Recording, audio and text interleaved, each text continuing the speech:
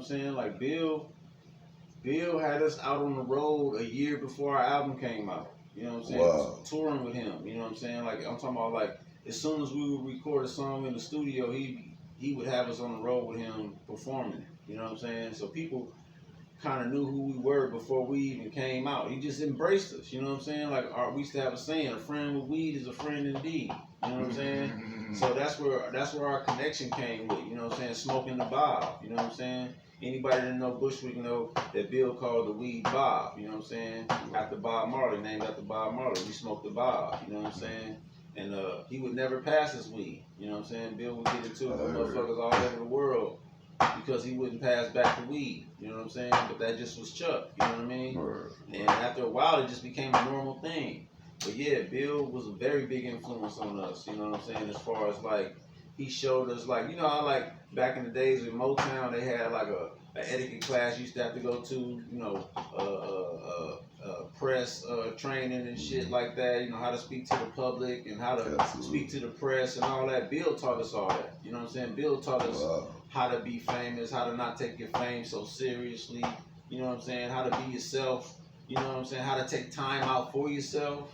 You know what I'm saying? How not to take the industry so seriously. You know what I mean? Like Bill taught us those things. You know how to, you know, when you're famous. You know, like one time we was in Chicago and it was like maybe like 200 fans outside this gym. We had to make an appearance at this gym, and you know, we wasn't really famous at the time, but you know, Bill was, you know, Bill Bushwick was famous as fuck. So outside the gym, it was like 200 people out there. You know what I'm saying? And they all wanted autographs and they wanted to take pictures with us. You know what I'm saying? Because they Rap-A-Lot had just dropped the Hood I Die For video, and you know, Chicago was one of our bigger markets. And you know, people was like clamoring over us and shit. Like this is one of the first times like we had to have security, like keep people back and shit. But you know, bring them up one at a time so we could take a picture with them and sign an autograph and shit. So it's 200 people out there, and Bill was like, "We finna sign every autograph and take a picture with everybody that want to take a picture with us." Security was mad; they had to stand out there with us. Me and Walt had never experienced nothing like that, so we ready to go. Bill like, but these are the people that buy your records. These are the people that support you, so you gotta look out. So we stood out there, it took 200 people, it took us about 3 hours to take a picture and sign autographs with everybody that wanted to sign an autograph and take a picture with us. But Bill was showing us like, you have to do this for your fans. This is part of what you signed up for. You know what I'm saying? Like you gotta do this shit. And in the long run, it made us a bigger act. Or more of a standout act because we did things like that. I did shows with Bushwick on a lunch table, like a high school lunch table with one mic in the back of a club. Motherfucker paid me and Bill $10,000 to get up there and do like 5 songs with one mic. They had one microphone. We got up there and rocked that shit in Louisiana, and they got pictures of it. There's video of it. Somebody out there got it. And we did that shit. It was some dude out there birthday. And we showed up. They didn't think we was gonna show up. We showed up. Dude paid us to be there, 10 stacks. And we did the show. And he had one microphone. And me and Bill got up there and did the show with one mic. Man, how competitive is the studio with artists like yourself, Bushwick, Scarface, Willie D? I mean, all these bartenders. How competitive is it to have great verses in these sessions? But see, you gotta understand, at that level, everybody got their own ego, where it's like, you know what I mean? And it's just falling together. I mean, you know, like, you know, with Face, you know, Face used to tell us, man, you know, the only difference between me and you is that I just had a little more experience and I've been in the game a little longer.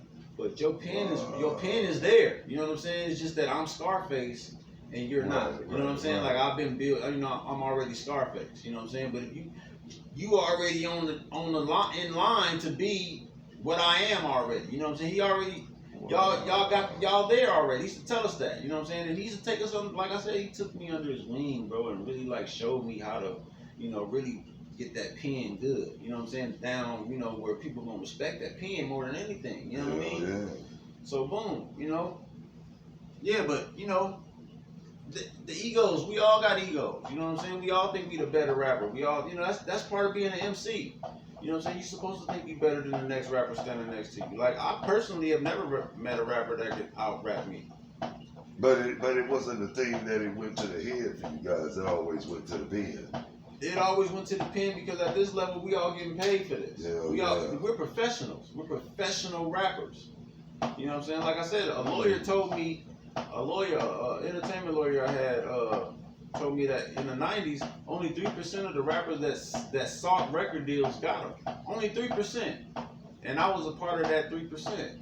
So that tell you right there, you top tier off top. Because there's so many dudes that rapped in the 90s that didn't get a deal. And what you think was the glue that kept y'all together? Because, you know, a lot of times nowadays, you know, I noticed that you said that, I guess, when the money came, you guys reacted, you know, just the right way, where it worked out for you guys. A lot of times the money comes through, people change. What was the glue for you guys that made you guys stay together? You know what I'm saying? Jay Prince. Wow. Jay Prince and Rap A Lot. And just the whole culture around Rap A Lot. You know what I'm saying? Like, it wasn't no, you know, we at one time, man, we collectively, we was amongst one of the biggest labels in rap. You know what I'm saying? Right there with Def Jam and No Limit and Cash Money. You had to mention Rap A Lot in that conversation. You know what I'm saying? You know, our artists was selling records and shit too. You know, our producers was hot too. You know what I'm saying? So, but in the culture of Rap A Lot, around, in our circle, you know, we didn't, we didn't, we all come from the streets. You know what I'm saying? We all ghetto boys. You know what I'm saying? That's who Jay signed.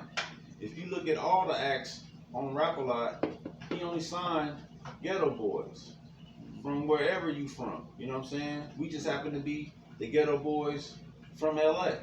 You know what I'm saying? Right. There's a vibe that you gotta give off to Jay, where Jay know if you are from that cloth, if you from that soil, if you from that condition, you know what I'm saying? That's who Jay gravitates towards. You know what I'm saying? He gravitates towards the ghetto boy. You know what I'm saying? The street dude. You know what I'm saying? That's who Jay relates to. You know what I mean? That's who he wants to give opportunity to. That's who he's giving opportunity to. You know what I'm saying? And that's why, even though I haven't been signed to Rap A Lot in many years, that's still family. You know what I mean? Like, they don't deny me nothing. You know what I'm saying? It's like we family. Like, you gotta remember, a lot of Rap A Lot artists, we all ate at Jay's grandmother's house.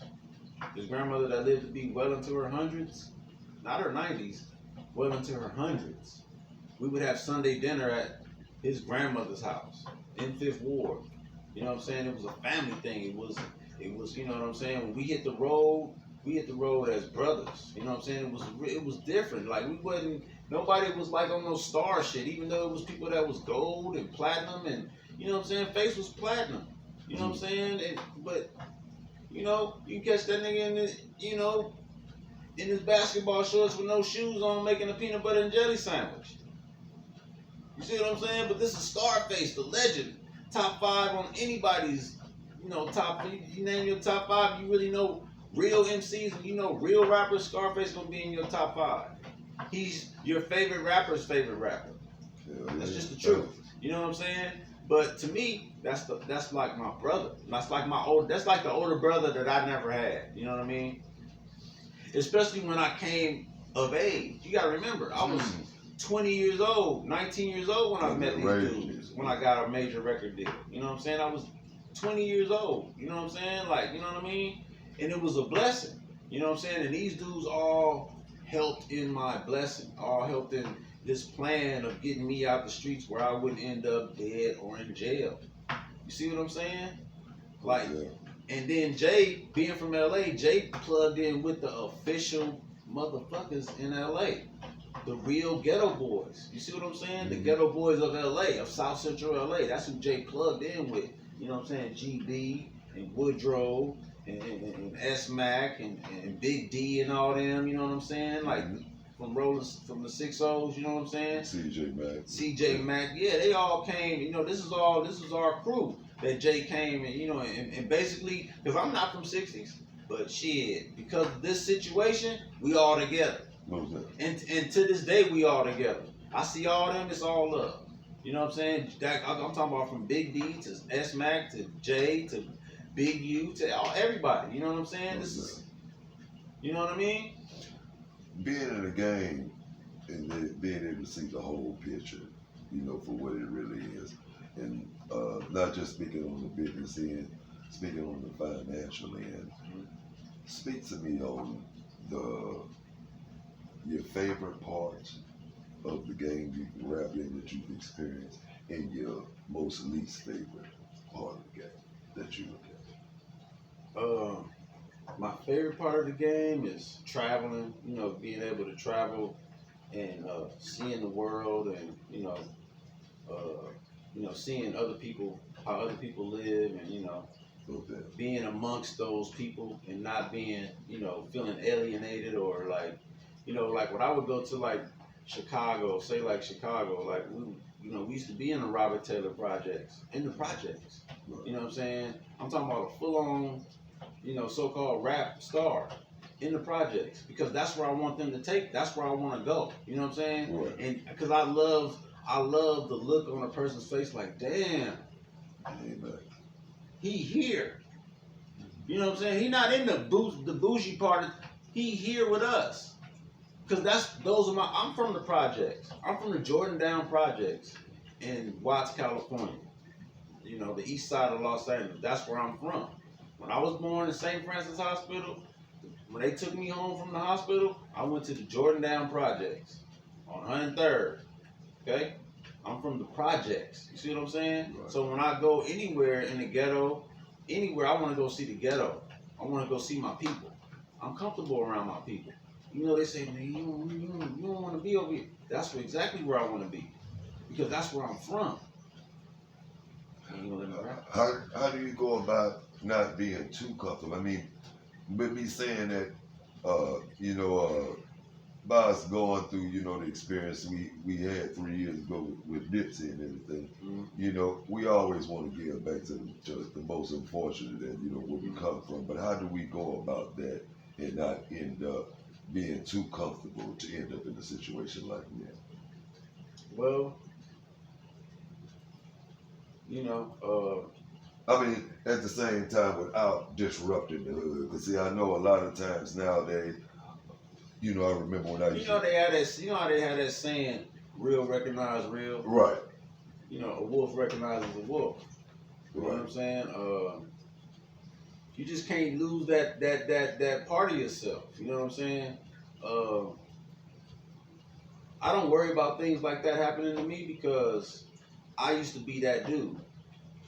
I was the dude that has the mindset to feel like he could not only do something like that to me, but to pull it off. Right. You see what I'm saying? Right. See, I see shit like that coming. You see what I'm saying? Because I wrote a lot of those plays. Right. And a lot of those, so I see it forming. You see what I'm saying? I know when to move around. Right. Yeah, because I'm an author of some of those plays. See, I'm an organizer, naturally. See what I'm saying? I'm naturally an organizer. So when I see those plays developing, and then too, this is the other thing. I can see those plays developing, but if it's not a wolf quarterbacking, I'm not worried about it. See what I'm saying? It's only when I see the wolf. And what recognize, like I said, a wolf recognizes a wolf. So when I know when to move around. See, there's a part of the play where I'm out of bounds. I'm out the way. You ain't gonna execute the play like that. You see what I'm saying? Because I seen it developing. I already sent in my blitz to sack the quarterback. You see what I'm saying? I seen the play developing. You're not gonna get me like that. Being an artist that takes time with the art, it may take take a little time sometimes when you're trying to make just that perfect great song. Tell me more about the process. Do you ever have creative blocks? And if you do, how you go about breaking them? For artists that do have creative blocks. I don't. I don't have creative. I don't have what they would call writer's block or a creative block like that, because I don't do it. I only rap when I feel like it. I've always been that way. You know what I'm saying? Like,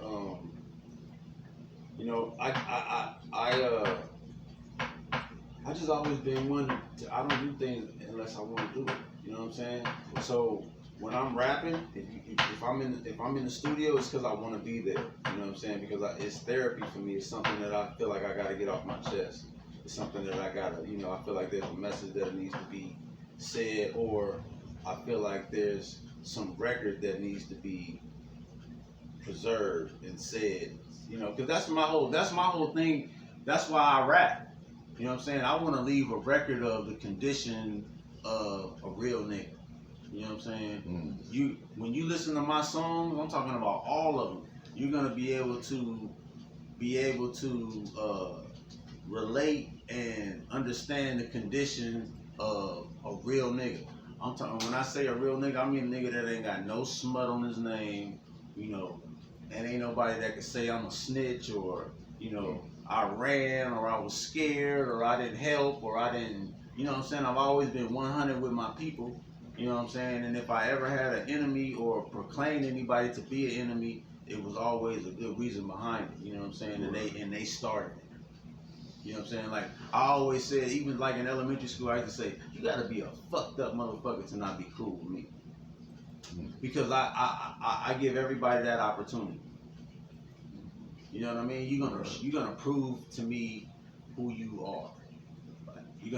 It's gonna be revealed. I'm gonna give you that leeway and that room to show me who you are. And guess what? I'm gonna show you who I am.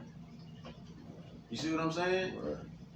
So no, I don't get writer's block, because I draw from my life in a real space. You know what I'm saying? Writer's block usually happens with people that are writing from a character's point of view. You see what I'm saying? They make up these rap names, and then that becomes a character. You know what I'm saying? And then, every story has an ending. Yeah. You see what I'm saying? Absolutely. So a character is what? He's an individual in a story. Yeah. My story is me. Absolutely. You know what I'm saying? I don't write raps about riding around in Rolls Royces in the hood and shit like that, because I haven't done that yet. Ferraris and all that. I haven't done that yet. Not to say I haven't driven Bentleys and Rolls Royces and shit. I have. You know what I'm saying? But my audience, that's not what they want to hear. They want the real. You know what I'm saying? I'm not trying to sell them a lifestyle like that. You know what I'm saying? I'm trying to document our story. You know what I mean? That's what I'm doing. I'm documenting the story, good, bad, or ugly. In '95, you guys dropped the hood, and from there, you guys made a lot of major hits. Blind leading blind. I mean, just hit after hit. What is the angle now? What can we be looking forward to? And do you have any new music out for fans that's still a big fan? Yeah, man. Definitely some new music. The angle now is, again, I'm drawing from life. You know what I'm saying? Absolutely. I'm evolving as a person. You know what I'm saying? I'm getting older. You know what I'm saying? I'm wiser. I'm still here. I see the world in a certain space. I see the world, through a certain lens. And I feel like the lens that I see life in and that I see the world in, a lot of people can relate to. And, it's therapy for me to get it off my chest and to, put it in a song to, relay those messages and document those feelings that we have, on record. You know what I mean? So, yeah, there's new music coming. and it's all independent. I own it all. You know what I mean? Like I'm putting my own money into it. You know what I mean? I'm 10 toes into the process from top to bottom. You know what I'm saying? From writing to mixing and mastering. You know what I mean? To promotion, to marketing, to I got my hands on everything. Merchandise. I got new merchandise coming. I got I got artists coming. You know what I'm saying? I'm a dibble and dab in that. You know what I mean? And hopefully I can change some other lives and give some people some opportunities that was given to me. You know what I'm saying? Like that's important to me. Right now, like that's what I want to do. I want to help people that want to help themselves. You know what I'm saying? That's what I'm big on right now. Before I get to my last session of my interview, we just talk that shit, of course. I want to ask this last question. From the streets to corporate, it's a saying when they say cash is king, credit is queen. Mm-hmm. But tell me in your words, what is success for Don?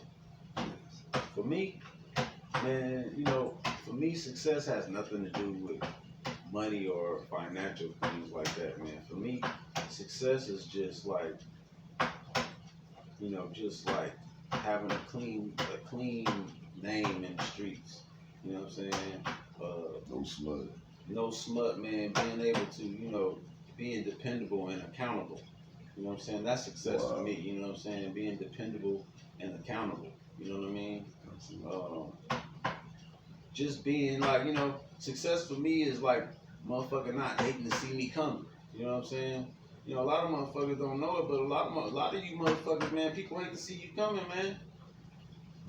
You know what I'm saying? And it is not because of something that you did in one instance. It's something that happened that's been happening over time. Wow. You know what I'm saying? Like, you know what I'm saying? Like, I'm that's success for me, man. That people, they like to see me coming, man. They know, I bring a positive win when I show up. You know what I'm saying? That's something I've been really working on. You know what I mean? So that's success for me, bro. You know what I mean? Just being, loved. You know what I'm saying? That's success for me. You know what I'm saying? Absolutely. Financial and money and shit like that. That shit come and go. You know what I'm saying? But real success is love, man. When you down, who's there for you. You know what I'm saying? That's success. When you can turn and see somebody that got your back. That's success, bro. Absolutely.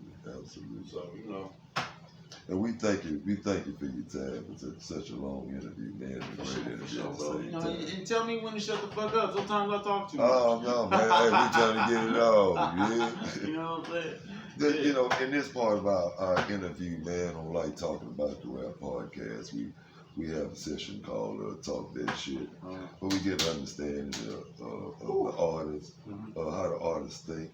And actually, not only that, just what they crave for musically, or just period, just in life, period. So we're not judging anybody or pointing fingers or hating on anyone. We just get their opinion of the artist and what they prefer. You know what I'm saying? So I want to start with that one, my first question. Now, if I got in the road with you right now and you swung out, what would I be prepared to hear that's in your deck right now? What are you bumping right now?